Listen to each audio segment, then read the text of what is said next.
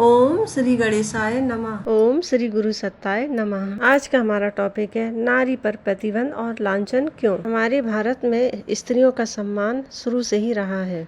जन्म से ही बच्ची को कन्या के रूप में पूजा जाता रहा है और बड़े होने पर उसके नाम के आगे देवी जोड़ दिया जाता है, जैसे शांति देवी, गंगा देवी, दया देवी आदि नाम कन्याओं के नाम पर रखे जाते हैं। देवी कन्या को हमेशा देवी के रूप में पूजा जाता है और उसके नाम के आगे देवी शब्द जोड़ा जाता है। इससे सिद्ध होता है कि हमारे भारतवर्ष में स्त्रियों का बहुत सम्मान शुरू से ही रहा है। देवताओं और महापुरुषों के साथ भी उनकी अर्धांगिनियों के नाम जुड़े हुए हैं, जैसे सीताराम, राधे श्याम, गौरी शंकर, लक्ष्मी नारायण, उमा महेश, माया ब्रह्म, सावित्री, सतवन आदि नामों से नारी को पहला और नर को दूसरा स्थान प्राप्त है। पतिव्रता, दया, करुणा, सेवा, सहानुभूति, स्नेह, वात्सल, उदारता, भक्ति भावना आदि गुणों में नर की अपेक्षा नारी को सभी विचारवानों ने बड़ा चढ़ा माना है। वेदों को पढ़ने से पता चलता है कि जितना ऋषियों ने योगदान दिया है उतनी अनेक ऋषिकाएं भी रही हैं जिन्होंने गायत्री साधना करके सिद्धियां प्राप्त की हैं और बहुत हवन वगैरह यज्ञ वगैरह करवाए हैं। स्त्री और पुरुष, नर और नारी दोनों ही वर्ग वेद माता गायत्री के कन्या और पुत्र हैं। दोनों ही आंखों के तारे हैं। वे किसी में भेदभाव नहीं करती। माता को पुत्र से कन्या अधिक प्यारी होती है। वेद माता गायत्री की साधना पुरुषों की अपेक्षा स्त्रियों के लिए अधिक सरल और अधिक शीघ्र फलदायी है। बहरामपुर के पास एक कुंवारी कन्या गुफा बनाकर 10 वर्ष की आयु में तपस्या कर रही थी। 40 वर्ष की आयु में उनके चेहरे पर ऐसा तेज झलकता था कि आंखें झपक जाती थीं। उनके दर्शनों के लिए दूर दूर से लोग उनके दर्शन करने आते थे।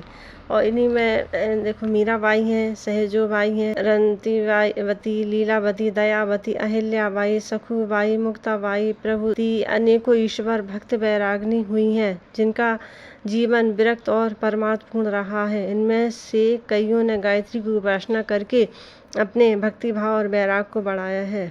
पुराने समय में देवियों की गायत्री साधना में बहुत से नामों से गायत्री विज्ञान भरा पड़ा है। उनमें से नाम है गायत्री, मैत्री, मदालसा, अनसुईया, अरुंधति, देवयानी, अहिल्या, कुंती, शतरूपा, वृंदा, मंदोदरी, तारा, द्रौपदी, दमयंती, गौतमी, अपाला, सुलभा, शाश्वती, उसीजा, सावित्री, लोपामुद्रा, शशिसेयी, वैशालिनी, वेदुला, सुनीति, शकुंतला, पिंगला, जरुंधका, रोहिणी, भद्रा, विदुला, गांधारी, अंजनी, सीता, देवहूति, पार्वती, अदिति, सची, सतवती, सुकन्या, शैव्य आदि महासतियां बेदत गायत्री उपासक रही हैं। सधवा और ग्रस्त रहकर सावित्री की साधना में सफलता प्राप्त की थी। देखिए, आत्मा स्वयं अनेक रिद्धि सिद्धियों का केंद्र है। जो शक्तियां परमात्मा में हैं वे ही उसके अमर युवराज आत्मा में है।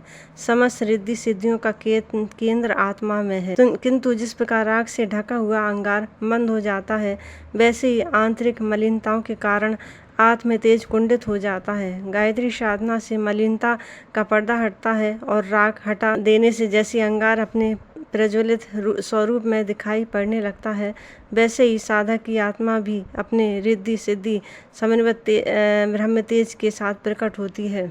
योगियों को जो लाभ दीर्घकाल तक कष्ट साध तपस्या करने से प्राप्त होता है, वही लाभ गायत्री साधकों को स्वल्प प्रयास में प्राप्त हो जाता है। देखिए, गुरुदेव ने अपनी पुस्तक में लिखा है कि राक्षस लोग कलयुग में ब्राह्मण कुल में उत्पन्न होकर महाभारत के 6000 श्लोकों में से अनेक श्लोकों को निकाल देंगे और उनके स्थान पर नए कृत्रिम श्लोक गढ़कर प्रक्षेप कर देंगे। यही बात माधवाचार्य ने इस प्रकार कही है। स्वार्थी लोग कहीं ग्रंथों के वचनों को प्रक्षिप्त कर देंगे, कहीं निकाल देते हैं, कहीं जान पूछकर, कहीं परमार्थ उन्हें बदल देते हैं। इस प्रकार प्राचीन ग्रंथ बड़े अस्त व्यस्त हो गए हैं। जिन दिनों में मिलावट की जा रही थी, उन दिनों भी विचारवानों विद्वानों ने इस गड़बड़ी का डटकर विरोध किया था। महर्षि हारित ने इन स्त्री द्वेषूल जरूर उक्तियों का घोर विरोध करते हुए कहा था, स्त्रियां शूद्रों के समान नहीं हो सकती। शूद्र योनि से भला ब्राह्मण, क्षत्रिय, वैश्य की उत्पत्ति किस प्रकार हो सकती है? इसलिए स्त्रियों को वेद द्वारा संस्कृत संस्कार कराना चाहिए। देखिए, ये बात इसलिए आ रही है कि एक युग ऐसा, मतलब एक समय ऐसा बीता है जब स्त्रियों को घास पात समझा जाता था, स्त्रियों को आत्मा ही नहीं समझा जाता था। गायत्री साधना इतनी प्रबल है, इसको करेंगे तो महिलाएं पुरुषों से महान हो जाएंगी। इसलिए कुछ बीच में गड़बड़ी की गई थी ग्रंथों से, इसलिए स्त्रियों को मना ही कर दिया था कि गायत्री साधना इसलिए पढ़ी नहीं सकती है, मंत्रों द्वारा इनके संस्कार भी नहीं हो सकते स्त्रियों के। तो एक समय तो बहुत बुरा बीता है, स्त्रियों को बहुत झेलना पड़ा है। स्त्रियों की आत्मा बिल्कुल कमज़ोर और एकदम मलिन पड़ गई थी।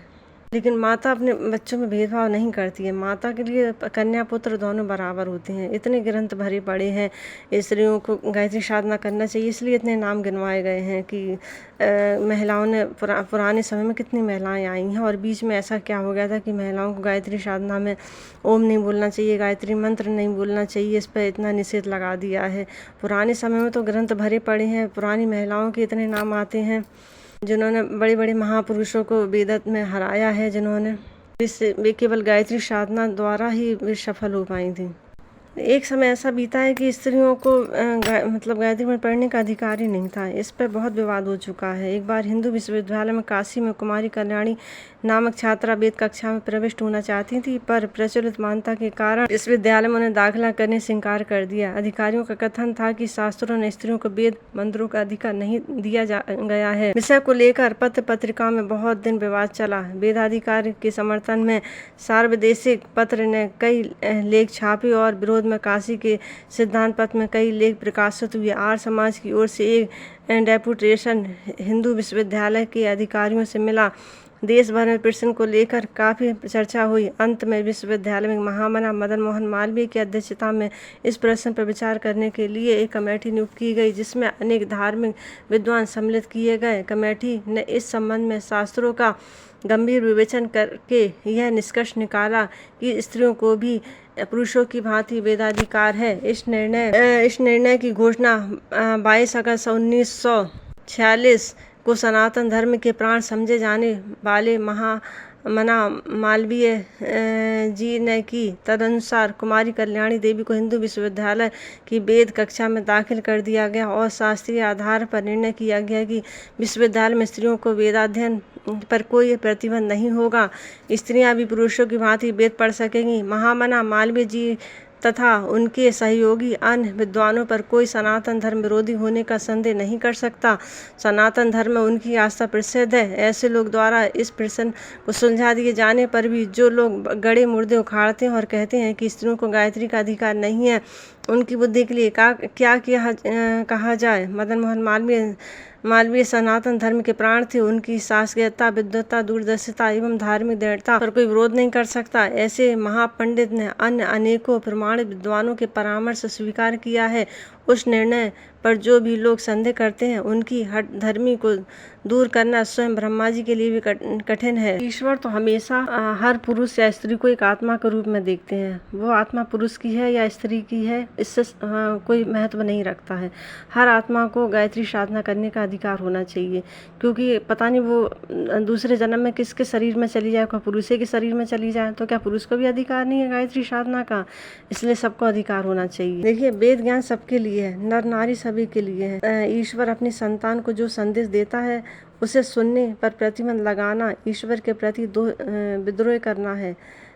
वेद भगवान स्वयं कहते हैं, हे समस्त नारियों, तुम्हारे लिए ये मंत्र समान रूप से दिए गए हैं तथा तुम्हारा परस्पर विचार भी समान रूप से हो। तुम्हारी सभाएं सबक खुली हुई हो, तुम्हारा मन और चित्त समान मिला हुआ हो। मैं तुम्हें समान रूप से मंत्रों का उपदेश करता हूँ और समान रूप से ग्रहण करने के योग्य पदार्थ देता हूँ। ओम श्री गुरु सत्ताय नमः।